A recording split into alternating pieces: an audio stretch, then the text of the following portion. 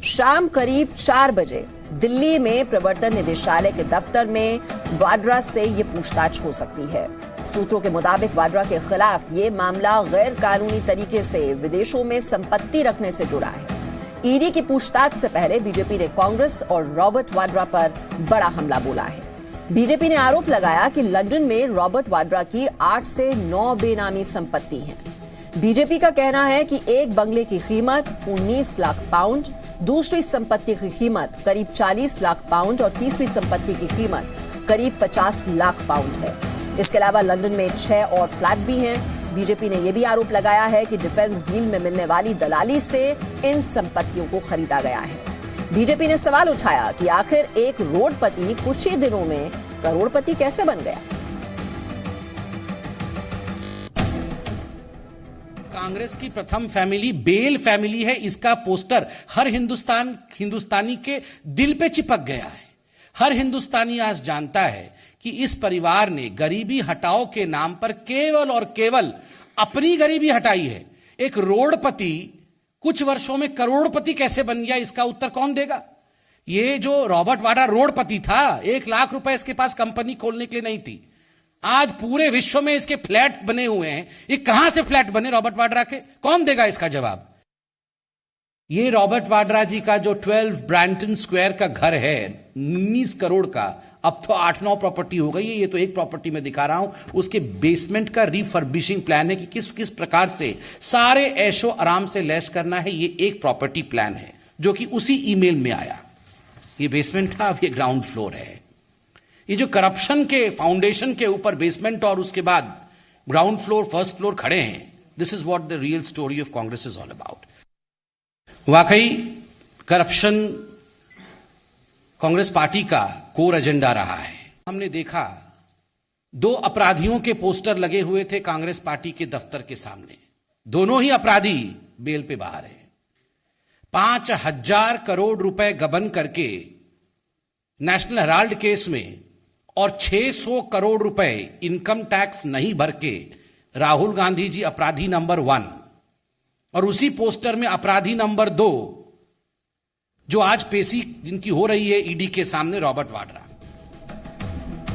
तो आइए अब आपको विस्तार से बता देते हैं कि किस मामले में आज रॉबर्ट वाड्रा से ये पूछताछ हो सकती है। आपको बता दें, वाड्रा से लंदन में अवैध संपत्ति के मामले में ये पूछताछ हो सकती है। ये केस वाड्रा के करीबी मनोज अरोड़ा से जुड़ा हुआ है। अरोड़ा के खिलाफ मनी लॉन्ड्रिंग का केस दर्ज है। वाड्रा से लंदन की अचल संपत्ति पर यह पूछताछ हो सकती है, सूत्रों के हवाले से जो हमें जानकारी मिल रही है। मनी लॉन्ड्रिंग कानून के तहत बयान दर्ज किया जाएगा। वाड्रा के करीबी मनोज अरोड़ा से ईडी को कुछ सबूत मिले थे। मनोज अरोड़ा से मिली जानकारी पर वाड्रा से ये पूछताछ की जा सकती है। तो ये सूत्रों के हवाले से ये बड़ी जानकारी इस वक्त हमें मिल रही है और जानकारी के लिए इस वक्त हम रुक कर लेते हैं। हमारे सहयोगी प्रमोद इस वक्त हमारे साथ जुड़े हुए हैं। प्रमोद, ये मनोज अरोड़ा से जो जानकारी मिली ईडी को, उसी के आधार पर यह पूछताछ की जाएगी रॉबर्ट वाड्रा से। ये जो मनोज अरोड़ा है, ये कनेक्शन, ये लिंक कितना अहम है?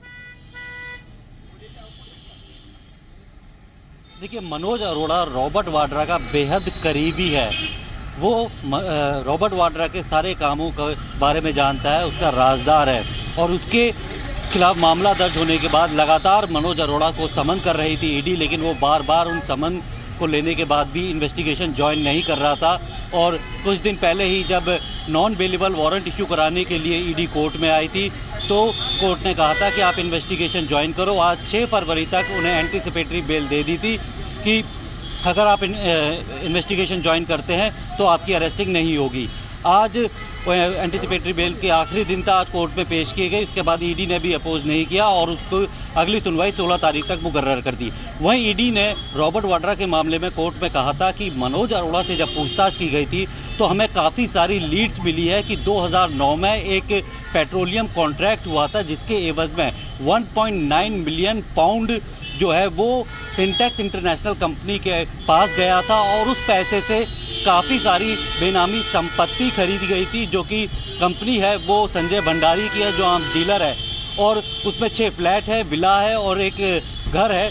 तो काफ़ी सारी संपत्ति खरीदी गई थी। उसके बाद वो जो शेयर थे वो ट्रांसफर किसी दूसरी कंपनी में हो गए और आखिर में वो सारे जो शेयर हैं वो स्काईलाइट इन्वेस्टमेंट जो कि रॉबर्ट वाड्रा की कंपनी है उसको ट्रांसफर हो गए थे। यानी कि जो भी संपत्ति वहां पे खरीदी गई थी 1.9 मिलियन पाउंड से, उसके डायरेक्ट बेनिफिशियरी जो है वो रॉबर्ट वाड्रा और उनकी कंपनी है।